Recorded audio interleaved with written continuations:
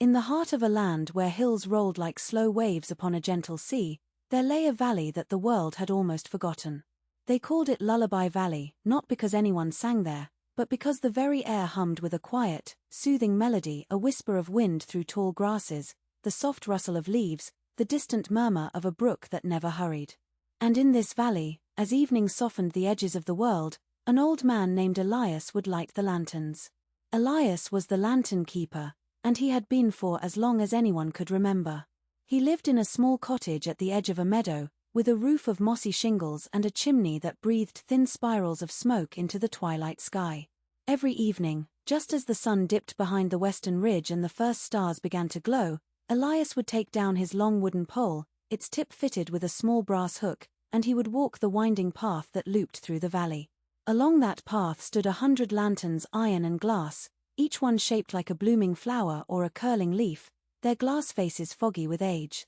With a gentle hand, Elias would lift the hook to the little ring at the top of each lantern, pull the door open, and touch a match to the wick inside. One by one, the flames would catch, small and golden, casting pools of warm light upon the grass.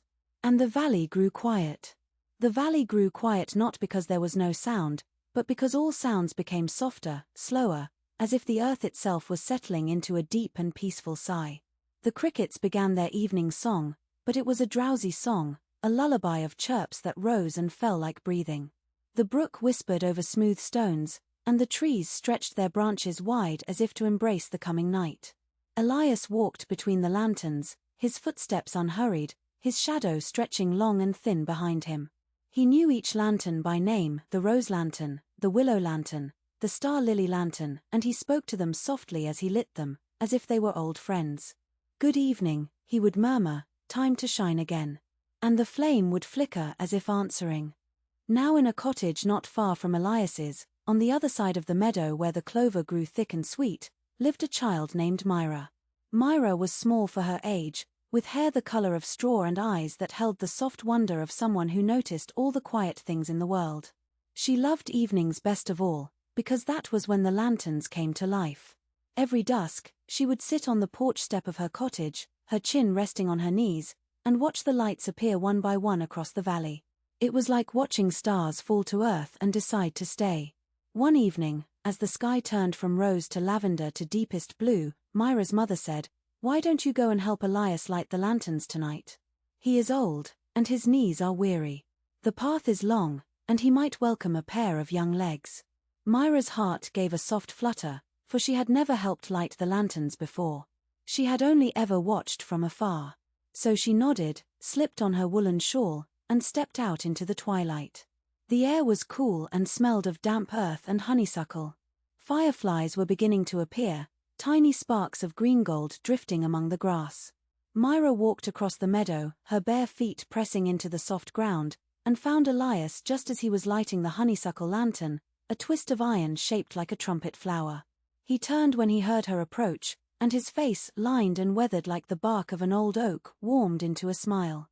"Well, hello there, little one," he said, his voice a rumble as gentle as a sleeping cat's purr. "Have you come to keep an old man company?" "I've come to help," said Mira, and Elias's smile deepened. "That is a kind offer," he said. And so they walked together, Elias carrying the long pole, Mira carrying a small cloth pouch of matches. She learned how to hook the ring, how to open the glass door without rattling it, how to hold the match steady as the flame caught and grew. "Steady now," Elias would say, "no need to rush. The night will wait for you." And the valley grew quiet. They lit the rose lantern, and the willow lantern, and the star lily lantern, and the little lantern shaped like a sleeping rabbit. They walked past the old stone bridge where the brook sang its lullaby, and past the grove of silver birches where the bark peeled away in papery curls. And as they walked, Elias told Mira stories about the valley. He told her about the first lantern, which his grandmother had hung from a low branch long ago, a single flame that had grown into 100. He told her about the time a family of foxes had curled up beneath the moonflower lantern and slept until dawn. He told her about the winter when snow had covered the valley and the lanterns had glowed blue through the frost. And Mira listened, her eyes wide, her footsteps soft beside his. When they reached the last lantern, the bellflower lantern at the far edge of the valley, Near a tangle of brambles and wild roses, Elias paused. He looked up at the stars, then down at the lantern, and then he turned to Mira with a curious expression. "You know," he said softly, "there is another place where lights live. A hidden place. I have not been there in many years, and I think my old legs have forgotten the way. But perhaps you and I could find it tonight." Mira tilted her head. "What place?"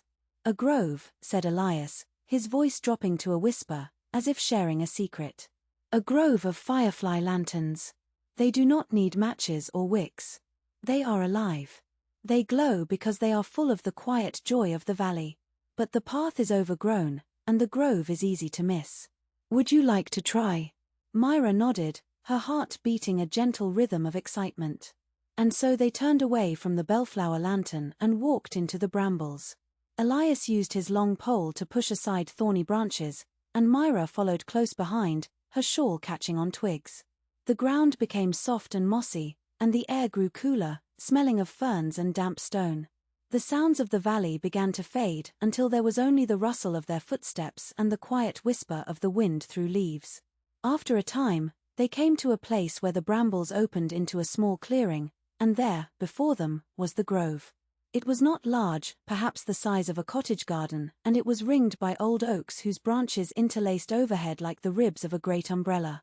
But the grove was not dark. It was filled with light, but a light unlike any Mira had seen.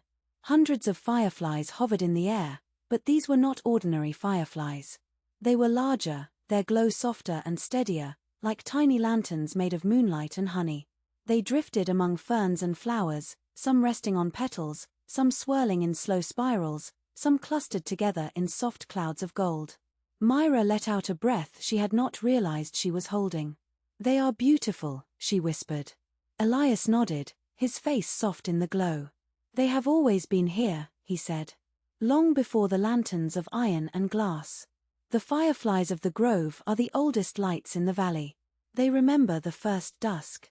They remember when the valley was newborn and the stars were just learning to shine." He set down his pole and sat on a mossy log, and Mira sat beside him. The fireflies did not seem to mind. Some drifted closer, brushing against Mira's hair, leaving trails of light like tiny comets.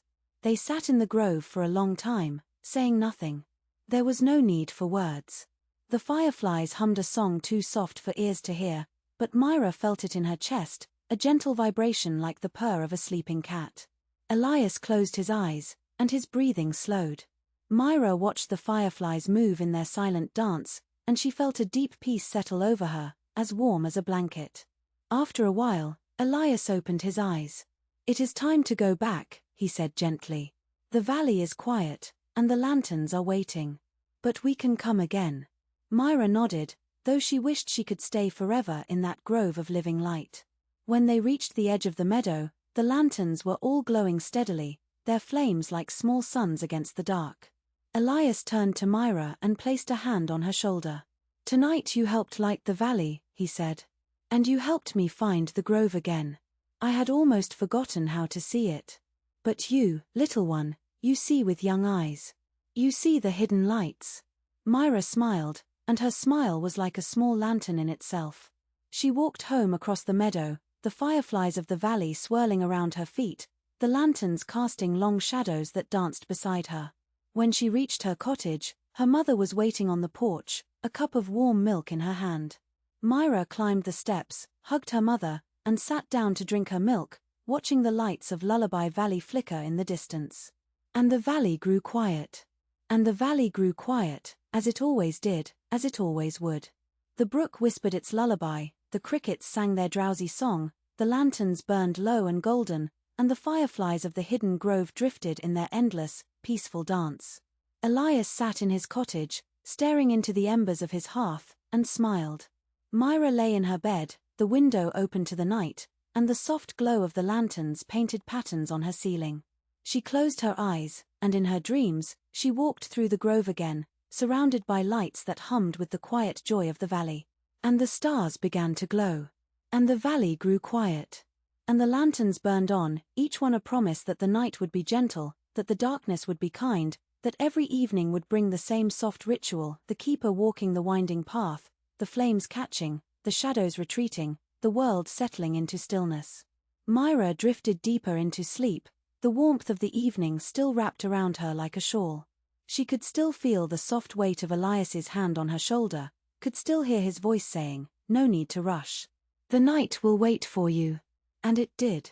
The night waited, patient and gentle, holding the valley in a cradle of darkness and light. In the morning, when the sun rose over the hills, painting the valley in shades of pink and gold, Mira woke to the sound of birds. She dressed quickly and ran across the meadow to Elias's cottage. He was sitting on his porch, a cup of tea in his hand, watching the morning mist lift from the grass. He saw her coming and raised his hand in greeting. "Good morning, little lantern," he said. "Good morning," said Mira. "Can we go back tonight?" Elias chuckled, a soft, warm sound. "Every night if you like.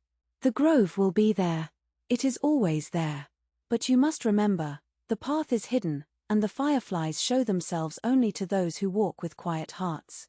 Mira smiled, and she sat beside him on the porch, and they watched the day unfold slowly, the sun climbing higher, the shadows shortening, the bees beginning their morning rounds. The valley was loud with the sounds of life, but beneath it all, there was a quietness, a stillness, like the deep note of a bell that rings only in the heart. And the valley grew quiet. And the stars began to glow. And the lanterns burned on, warm and golden, until the morning came again.